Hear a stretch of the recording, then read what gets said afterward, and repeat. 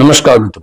મિત્રો આજે તમારી સમક્ષ મિથુન રાશિના જાતકો માટે માર્ચ મહિનો કેવો રહેશે અને આ માર્ચ મહિનામાં વિદ્યાર્થી માટે કઈ તારીખ સુંદર છે, વેપારી માટે કઈ તારીખ શુભ છે, સાથે નોકરી માટે કઈ તારીખ શુભ છે અને કઈ તારીખમાં આપના જીવનમાં વિચારીને ચાલવા જેવું છે, સંપૂર્ણ વિસ્તાર તમારી સમક્ષ હું રાખવા જઈ રહ્યો છું.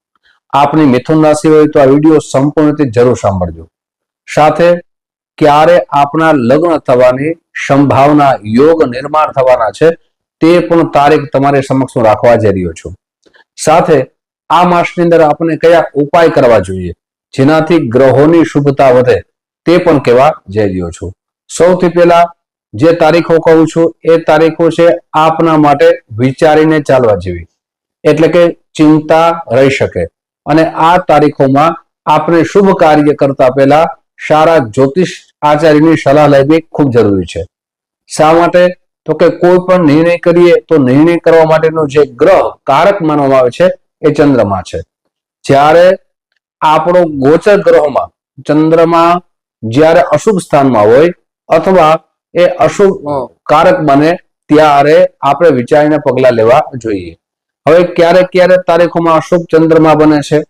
તો કે ચંદ્રમાને ચોથો ભાવ એટલે કે ચોથા નંબરની ગોચર ગ્રહ પ્રમાણે 8મો અને 12મું સ્થાન આ અશુભ સ્થાન ગણવામાં આવે છે. સૌથી પહેલી જે તારીખ છે એ 4 માર્ચ થી લઈ અને 6 માર્ચ સુધી ચંદ્રમા તમારા ચોથા ભાવમાં રહેશે.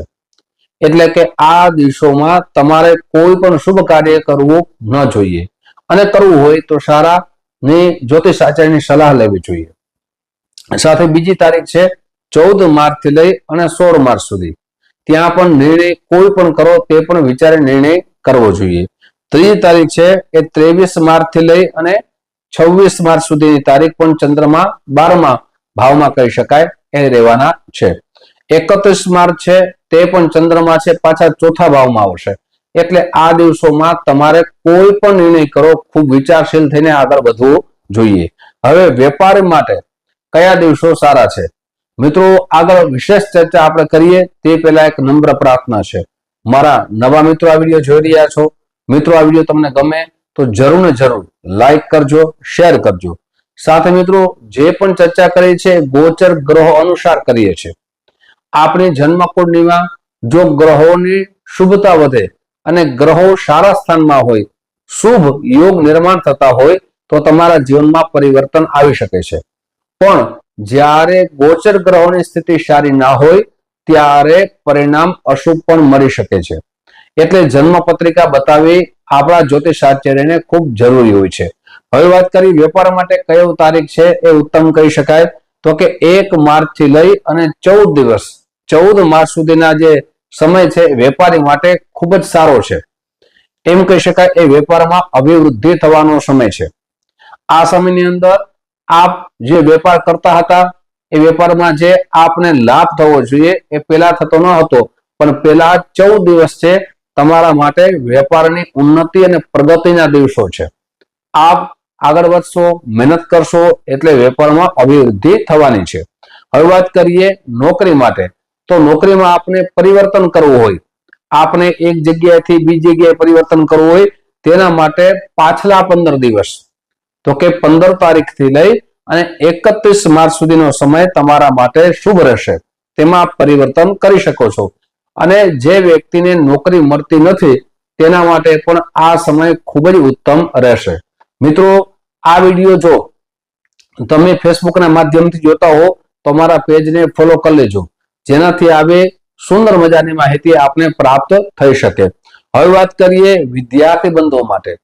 તો વિદ્યાર્થી બંધુઓ માટે કયો સમય ખૂબ સારો છે? મહેનત તો કરવાની જ છે મિત્રો.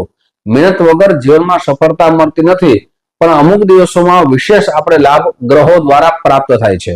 તો એ તારીખ છે પહેલા 14 દિવસ, 1 તારીખથી લઈ અને 14 તારીખનો સમય વિદ્યાર્થી માટે એમ કહી શકાય મધ્યમ રહેશે. પણ 14 તારીખથી લઈ અને 25 તારીખ સુધીનો સમય આપના માટે ઉત્તમ રહેશે.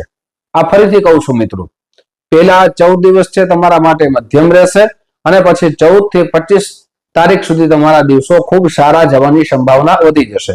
જો આ સમયે તમારી કોઈ પરીક્ષા આવતી હોય અથવા આ પરીક્ષા માટે તૈયારી કરતા હો તો આ સમયમાં તમારે વધારે મહેનત કરશો તો વધારે સારું પરિણામ મળશે. હવે વાત કરીએ મિત્રો, પણ આ દિવસોમાં વિદ્યાર્થી બંધુઓએ ખાસ કરીને મિત્રો પોતાના ક્રોધ ઉપર કંટ્રોલ રાખવો જોઈએ. પોતાના સ્વભાવ ઉપર સ્વભાવ ન થાય, એટલે મન ચંચળ ન થાય તેની ખાસ કાળજી લેશો. સાથે જે તમારા માટે કુસંગતથી પણ બચવું જોઈએ. જેવા વિદ્યાર્થીઓ કુસંગતથી બચશે તેનું જીવન સુવર્ણ બનશે. હવે બીમારી માટે આપ કયા દિવસોમાં સાવધાની રાખવી જોઈએ?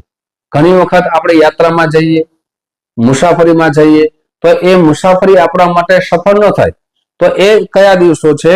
તો ખાસ કરીને 1 તારીખથી લઈ અને 14 તારીખ સુધીનો જે સમય છે તેમાં આપને ખૂબ જ બહાર જાઓ અને આપને કોઈ પણ પ્રકારની બીમારી હોય, નાની મોટી કોઈ પણ પ્રકારની બીમારી હોય તો સારા ડોક્ટરની સલાહ લઈ અને આગળ વધવું જોઈએ. સાથે નાની બીમારી હોય તો તેનાથી આપણે સાવધાન થઈ જવું જોઈએ.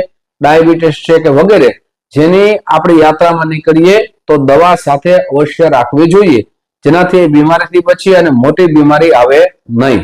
મિત્રો હવે વાત કરીએ મુસાફરીના ક્યારે યોગ સારા નિર્માણ થાય છે. તો 25 તારીખથી લઈ 26 તારીખથી લઈ મિત્રો અને 31 તારીખ સુધીના યોગ તમારા માટે મુસાફરી માટે ઉત્તમ છે. આપણે મુસાફરીમાં વિદેશ યાત્રા પણ કરી શકો છો, નાની મોટી પણ મુસાફરી કરી શકો છો, જે તમારા માટે ઉત્તમ બની શકે છે. હવે ખાસ કરીને લગ્નના યોગ ક્યારે બને છે? ઘણી વખત પ્રસ્તાવ મૂકીએ પણ એ સમય સારો ના હોય તો પ્રસ્તાવ સ્વીકાર થતો નથી. અને લગ્નમાં વિલંબ થવાનું કારણ શું હોઈ શકે? મારા ઘણા બધા વિડીયોમાં હું કહી ચૂક્યો છું કે આપણી જન્મકુંડલીમાં જ્યારે સપ્તમ ભાવ દૂષિત હોય, સપ્તમ ભાવનો સ્વામી દૂષિત અવસ્થામાં થાય અથવા એ સપ્તમ ભાવનો માલિક જ્યારે અશુભ યોગ નિર્માણ કરતો હોય ત્યારે લગ્નમાં વિલંબ અવશ્ય થાય છે. એટલે જન્મકુંડલીના ગ્રહો સારી સ્થિતિમાં આવે તો તેના માટે ખાસ કરીને સપ્તમ ભાવ સારી સ્થિતિમાં આવે તેના માટે આપણા શાસ્ત્રમાં જ્યોતિષનો સહારો લઈ તેમની પૂજા કરીએ તો એ ગ્રહો સારું ફળ આપે છે, એટલે અવશ્ય દેખાડવી જોઈએ.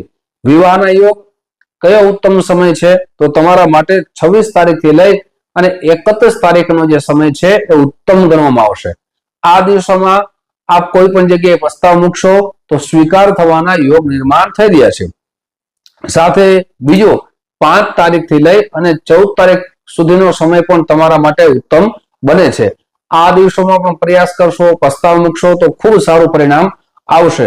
હવે મિત્રો તમારી જન્મકુંડલીમાં જે અત્યારે ગોચર ગ્રહો ચાલે છે તેમાં ગુરુની સ્થિતિ સારી છે, પણ જન્મકુંડલીના ગ્રહો જોવા ખૂબ જરૂરી છે.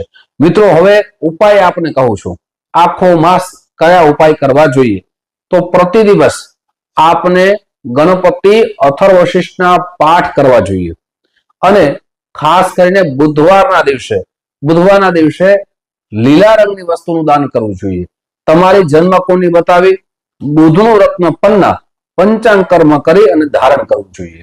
અને પછી મિત્રો ખાસ કરીને ગણપતિ અથવા વશિષ્ઠના રોજ પાઠ આપ કરતા હો પણ આપણે પાઠ ન આવડતો હોય તો શું કરવું?